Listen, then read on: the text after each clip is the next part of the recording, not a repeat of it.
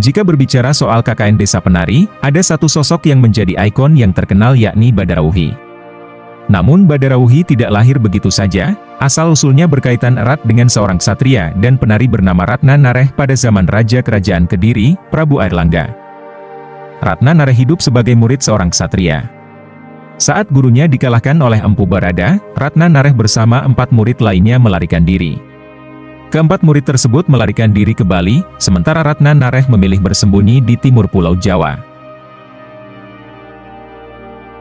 Dalam kehidupan barunya, Ratna Nareh menggeluti ilmu kanuragan dan kanujiwan untuk menaklukkan pimpinan makhluk halus di hutan-hutan Pulau Jawa. Hidup Ratna Nareh terus berjalan tanpa gangguan, hingga suatu hari ia melakukan perjalanan ke Wonontoro. Dan di sana dirinya menarik perhatian pemimpin desa bernama Macan Sikep yang tertarik pada kecantikannya. Warga desa sebenarnya tidak begitu menyukai Macan Sikep. Hal itu karena Macan Sikep kerap melakukan hal tidak senonoh kepada para wanita desa untuk memenuhi nafsu bejatnya. Tidak peduli apakah kepada seorang gadis, janda, atau bahkan kepada istri orang sekalipun. Namun warga desa tidak berdaya untuk melawan Macan Sikep. Hal itu karena ia banyak mempekerjakan para begundal, ditambah lagi Wonontoro adalah desa yang sangat terpencil yang dikelilingi oleh hutan. Macan Sikep pun menawarkan Ratna Nareh untuk menginap semalam di rumahnya. Tawaran itu pun diterima tanpa curiga oleh Ratna Nareh. Namun, pada malam itu, Ratna Nareh yang tertidur pulas membuat Macan Sikep dan 2 anak buahnya mencoba melakukan perbuatan yang tak senonoh.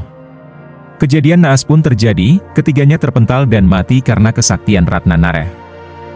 Hal itu karena Ratna Nareh telah memagari kamar tersebut dengan mantra-mantra sakti yang ia miliki. Rupanya kematian Macan Sikep membuat Ratna Nareh senang, bahkan dirinya menjilati darah yang keluar dari tubuh Macan Sikep. Warga yang takut melihat kejadian itu, tak bisa melakukan apapun. Hingga akhirnya Ratna Nareh diangkat sebagai pemimpin baru di desa tersebut, dirinya menjadi pemimpin yang angkuh dan bertingkah sesuka hatinya kepada penduduk desa. Desa yang dipimpin Ratna Nareh dianggap sebagai gerbang gaib menuju pantai utara Jawa. Ada pantangan yang harus diikuti oleh penduduk di sana, yakni mereka dilarang menari diiringi gamelan, sebagai tanda penghormatan kepada makhluk halus yang mendiami hutan daha. Kesombongan Ratna Nareh membuatnya melanggar pantangan tersebut dan menantang para penghuni hutan, termasuk para makhluk halus. Sebagai akibatnya, para makhluk gaib menyerang Ratna Nareh dan penduduk desa.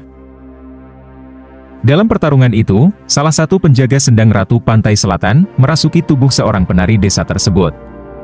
Setelah pembantaian yang mengakibatkan Ratna Nareh dan penduduk tewas, sang penjaga sendang menolak untuk keluar dari tubuh penari tersebut. Akhirnya, jasad penari itu dihancurkan oleh Ratu Pantai Selatan sebagai hukuman.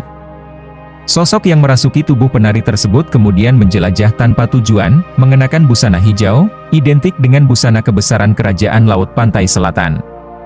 Dan sosok itulah yang dikenal sebagai Badarauhi. Badarauhi diyakini sebagai sosok siluman ular cantik jelita yang suka menggoda lelaki. Asal-usul Badarauhi di Desa Penari menggambarkan perjalanan Ratna Nareh, ksatria dan penari yang menghadapi konflik dengan makhluk gaib akibat pelanggaran terhadap pantangan. Itulah sepenggal kisah tentang Badarauhi. Jika kalian punya pendapat lain silahkan beri pendapat kalian di kolom komentar.